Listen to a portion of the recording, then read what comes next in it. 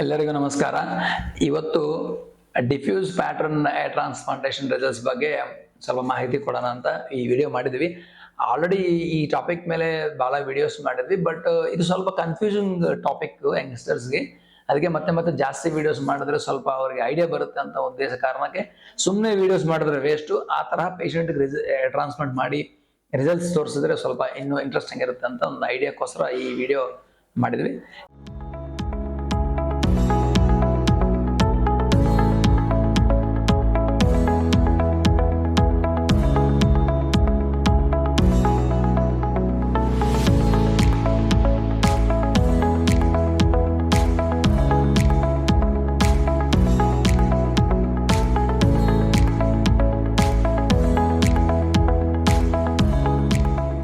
ಈ ವಿಡಿಯೋದಲ್ಲಿ ಸೆಲೆಕ್ಟ್ ಮಾಡಿದ ಕೇಸ್ ಇಂಪಾರ್ಟೆಂಟ್ ಏನಂದ್ರೆ, ನಂಬರ್ 1 ಪಾಯಿಂಟ್ ಏನಂದ್ರೆ diffused pattern hair loss.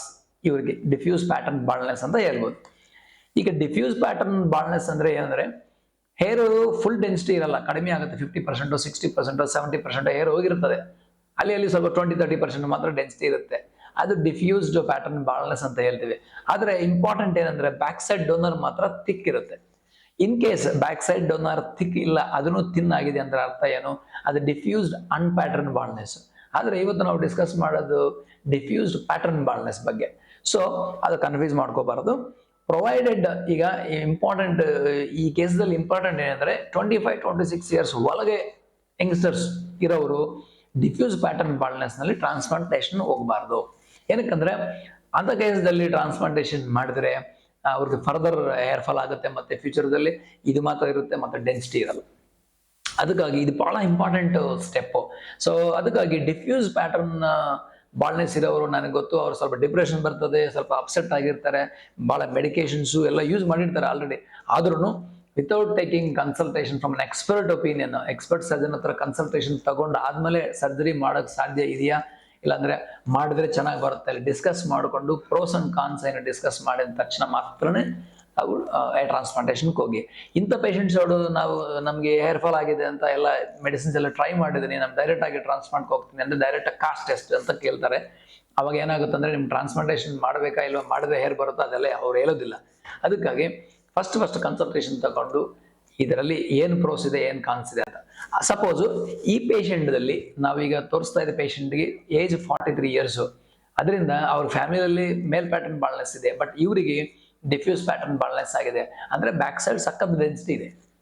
So ಅದರಿಂದ ಏಜು ಜಾಸ್ತಿ ಇದೆ, ಅದರಿಂದ 100% ನಾವು ಟ್ರಾನ್ಸ್ಪ್ಲಾಂಟೇಷನ್ಗೆ ಹೋಗ್ಬೋದು. ಸೊ ಆ ರೀತಿ ಇವರಿಗೆ ನಾವು ಟ್ರಾನ್ಸ್ಪ್ಲಾಂಟೇಷನ್ ಮಾಡಿದ್ವಿ. ಈಗ ಇನ್ನೊಂದು ಇಂಪಾರ್ಟೆಂಟ್ ಟಾಪಿಕ್ ಏನಂದ್ರೆ, ಇಂಥ ಕೇಸ್ಗೆ ಯಾವ ತರಹ ಪ್ಲಾನ್ ಮಾಡಬೇಕು, ಅದು ಬಹಳ ಮುಖ್ಯ. ಇದು ಈ ತರ ಡಿಫ್ಯೂಸ್ ಪ್ಯಾಟರ್ನ್ ಕೇಸ್ ಅವರಿಗೆ ಪ್ಲಾನಿಂಗ್ ಬಹಳ ಮುಖ್ಯ. ಪ್ಲಾನಿಂಗ್ ಅಂದ್ರೆ ಏನು? ಬಹಳ ಕಾಮನ್ ಜನ ಏನ್ ಅನ್ಕೊಂತಾರಂದ್ರೆ, ಟ್ರಾನ್ಸ್ಪ್ಲಾಂಟೇಷನ್ ಅವ್ರಿಗೆ ಒಂದೇ ತರ ಕಾಣ್ತದೆ, ಟ್ರಾನ್ಸ್ಪ್ಲಾಂಟೇಷನ್ ಅಷ್ಟೇ. ಬಟ್ ಅದರಲ್ಲಿ ಟ್ರಾನ್ಸ್ಪ್ಲಾಂಟೇಷನ್ ಟೆಕ್ನಿಕ್ಸ್ ಬಗ್ಗೆ ನಾನು ಹೇಳ್ತಾ ಇಲ್ಲ, ಟ್ರಾನ್ಸ್ಪ್ಲಾಂಟೇಷನ್ ಪ್ಲಾನಿಂಗ್ ಅಂಡ್ ಡಿಸೈನ್. ಈಗ ಹೇಗಂದ್ರೆ, ಮನೆ ಅಂದ್ರೆ ಎಲ್ಲರಿಗೆ ಮನೆ ಒಂದೇ, ಬಟ್ ಡಿಫ್ರೆಂಟ್ ಡಿಸೈನ್ಸ್ ಇರ್ತವೆ. ನಿಮ್ ಪ್ರಕಾರ ಡಿಸೈನ್ ಬೇರೆ ಇರುತ್ತೆ, ಅವ್ರ ಪ್ರಕಾರ ಡಿಸೈನ್ ಬೇರೆ ಇರುತ್ತೆ. ಸೇಮ್ ತರ ಹೇರ್ ಟ್ರಾನ್ಸ್ಪ್ಲಾಂಟೇಷನ್ ಅಲ್ಲಿ ಆ ತರ ಒಳ್ಳೆ ಡಿಸೈನ್ಸ್ ಎಲ್ಲ ಮಾಡೋದು ಸಾಧ್ಯ ಇಲ್ಲ, but only with one design ಇಂದಾನೆ ನಿಮ್ಗೆ ಹೇರ್ ಬರುತ್ತೆ. ಅದು ನಿಮ್ ಸರ್ಜನ್ ಗೊತ್ತು, ಅದು ಈಚ್ ಪರ್ಸನ್ಗೂ ಬೇರೆ ಬೇರೆ ಇರುತ್ತೆ. ಅಂದ್ರೆ ಏನು, ಈ ಪೇಷಂಟ್ ಪ್ರಕಾರ ಫೇಶಿಯಲ್ ಪ್ರೊಫೈಲ್ ನೋಡ್ಬಿಟ್ಟು ಅವ್ರ skin colour contrast, hair colour contrast ಆಗ್ಲಿ, ಮತ್ತೆ ಪ್ರೊಫೈಲ್ ಹೆಂಗಿದೆ ಅವ್ರದ್ದು, ಫ್ಯೂಚರ್ ಹೇರ್ ಲಾಸ್ ಇದೆ, ಅದ್ರ ಬಗ್ಗೆ ಸ್ವಲ್ಪ ನಾವು ಮೆಜರ್ಮೆಂಟ್ಸ್ ಎಲ್ಲ ಮಾಡಿಕೊಂಡು ಡೈರೆಕ್ಟ್ ವಿಜುವಲ್ಸ್ ನೋಡಿ, ಮತ್ತೆ ಫೋಟೋಗ್ರಫಿ ಮಾಡಿ ಸ್ವಲ್ಪ ಎಲ್ಲೆಲ್ಲಿ ಬಾಲ್ನೆಸ್ ಜಾಸ್ತಿ ಕಾಣ್ತಾ ಇದೆ ನೋಡ್ಬಿಟ್ಟು ಇದೆಲ್ಲ ಕ್ಯಾಲ್ಕುಲೇಟ್ ಮಾಡಿ, ಅವಾಗ ಹೇರ್ ಲೈನ್ ಹೆಂಗೆ ಡಿಸೈನ್ ಮಾಡಬೇಕು, ಬೇರೆ ಸೈಡ್ಸ್ ನಲ್ಲಿ ಎಷ್ಟು ಡೆನ್ಸಿಟಿ ಬರಬೇಕೆಲ್ಲ ಡಿಸೈಡ್ ಮಾಡ್ತೀವಿ.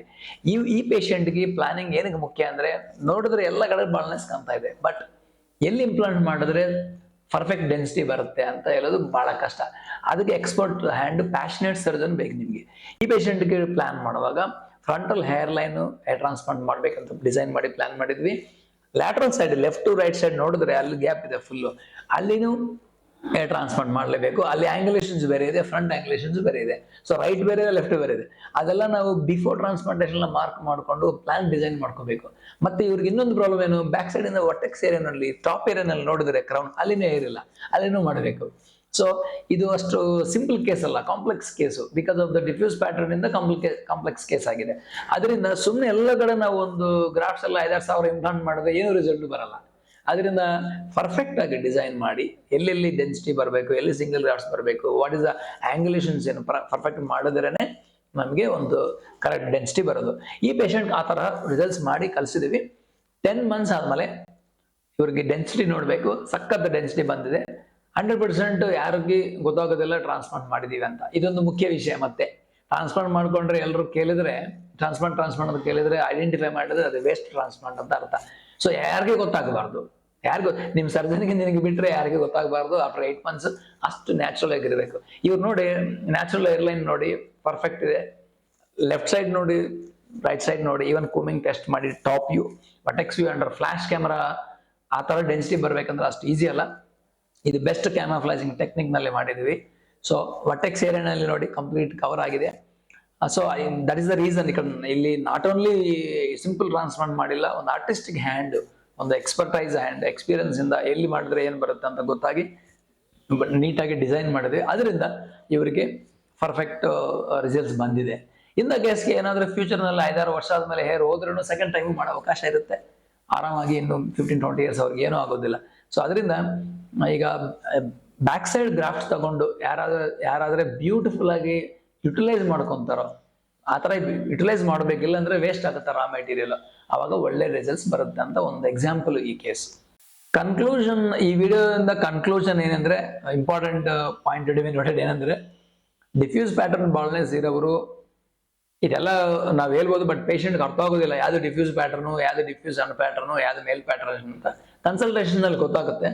ಡಿಫ್ಯೂಸ್ ಪ್ಯಾಟರ್ನ್ ಬಾಲ್ನೆಸ್ ಇದ್ರೆ ಲೆಸ್ ದನ್ 25-26 years ಟ್ರಾನ್ಸ್ಪ್ಲಾಂಟೇಷನ್ಗೆ ಹೋಗ್ಬೇಡ. ಇನ್ ಕೇಸ್ ಮೇಲ್ ಪ್ಯಾಟರ್ನ್ ಅಂದ್ರೆ ಮಾಡೋದಿಲ್ಲ, ಮಿನಿಮಮ್ ಏಜ್ 25. ಬಟ್ ಆದರೆ ಡಿಫ್ಯೂಸ್ ಪ್ಯಾಟರ್ನ್ ನಾವು ಡೈರೆಕ್ಟ್ ಆಗಿ ಟ್ರಾನ್ಸ್ಪ್ಲಾಂಟ್ ಹೋಗ್ಬೇಡ. ನಿಮ್ಮ ಸರ್ಜನ್ ಹತ್ರ ಕನ್ಸಲ್ಟೇಷನ್ ಮಾಡಿ ನಿಮ್ಮ ಕೇಸ್ನಲ್ಲಿ ಈಗ ಮೇಲ್ ಪ್ಯಾಟರ್ನ್ ಬಾಲ್ನೆಸ್ ಟ್ರಾನ್ಸ್ಪ್ಲಾಂಟ್ ಮಾಡಿದ್ರೆ ರಿಸಲ್ಟ್ಸ್ ಬಂದೇ ಬರುತ್ತೆ. ಇದರಲ್ಲಿ ನಮ್ಮ ಕೇಸ್ನಲ್ಲಿ ಚೆನ್ನಾಗಿ ಬರುತ್ತಾ ಇಲ್ವಾ, ನಿಮ್ಗೆ ಪ್ರಕಾರ ಟ್ರಾನ್ಸ್ಪ್ಲಾಂಟೇಷನ್ ಒಂದೇ ಥರ ಕಾಣುತ್ತೆ, ಬಟ್ ಈಚ್ ಪರ್ಸನ್ಗೆ ಪ್ಲಾನ್ ಡಿಫ್ರೆಂಟ್, ಅದು ಇಂಪಾರ್ಟೆಂಟು. ಈ ಪೇಷಂಟ್ನಲ್ಲಿ ಏನಕ್ಕೆ ಮಾಡಿದ್ವಿ ಅಂದರೆ ಏಜ್ 43 years, ಅದು ಇಂಪಾರ್ಟೆಂಟ್, ಅದಕ್ಕೆ ಮಾಡಿದ್ವಿ. ಡೋನರ್ ಪರ್ಫೆಕ್ಟ್ ಇದೆ. ನೆಕ್ಸ್ಟ್ ಏನಂದ್ರೆ, ಸುಮ್ಮನೆ ಟ್ರಾನ್ಸ್ಪ್ಲಾಂಟೇಷನ್ ಮಾಡಿದ್ರೆ ಡಿಫ್ಯೂಸ್ ಪ್ಯಾಟರ್ನ್ ಕೇಸ್ನಲ್ಲಿ ರಿಸಲ್ಟ್ಸ್ ಬರಲ್ಲ. ಯಾಕಂದ್ರೆ ಇಲ್ಲಿ ಟ್ರಾನ್ಸ್ಪ್ಲಾಂಟೇಷನ್ ಟೆಕ್ನಿಕಲ್ ಇಂಪಾರ್ಟೆಂಟು, ಇಲ್ಲಿ artistic design important, plan important, meticulous ಆಗಿ ಇಂಪ್ಲಿಮೆಂಟೇಷನ್ ಇಂಪಾರ್ಟೆಂಟು. ಸೊ ಅದರಿಂದ ಕನ್ಸಲ್ಟೇಷನ್ ಮಾಡಿಕೊಂಡು ನಿಮ್ಮ ಒಳ್ಳೆ ಸರ್ಜನ್ ಹತ್ರ doctor has some ideas and points, ಅಂದ್ರೆ ಎಲ್ಲರಿಗೂ ಮಾಡೋಕ್ಕೆ ಸಾಧ್ಯ ಇಲ್ಲ. ಮತ್ತೆ ಅದೊಂದು ಆರ್ಟಿಸ್ಟಿಕ್ ಹ್ಯಾಂಡ್ ಇರ್ಬೋದು, ಇಲ್ಲಾಂದ್ರೆ ಪ್ಯಾಷನೇಟ್ ಇರ್ಬೋದು. ಸೊ ಅದೆಲ್ಲ ನಾವು ನೋಡಿ ಡಿಫ್ರೆಂಟ್ ಆಂಗಲ್ನಲ್ಲಿ ನೋಡಿ, ಎಸ್ಥೆಟಿಕ್ ಸೆನ್ಸ್ ಇರಬೇಕು ನಿಮ್ಮ ಸರ್ಜನ್ಗೆ.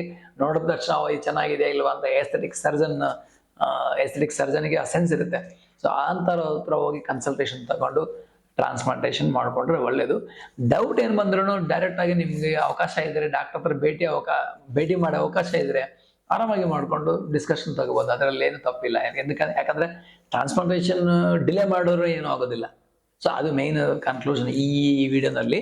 ಡಿಫ್ಯೂಸ್ ಪ್ಯಾಟರ್ನ್ ಅವ್ರಿಗೆ ಟ್ರಾನ್ಸ್ಪ್ಲಾಂಟೇಷನ್ ಮಾಡ್ಬೋದು, ಲಿಮಿಟೇಷನ್ಸ್ ಏನು, ಆ ಪ್ಲಾನ್ ಅದು ಇದು ನಿಮ್ಮ ಡಾಕ್ಟರ್ ಹೇಳ್ತಾರೆ ಅಂತ ಹೇಳ್ತಾ ಇದ್ದೀನಿ. Thanks for watching videos. Thank you.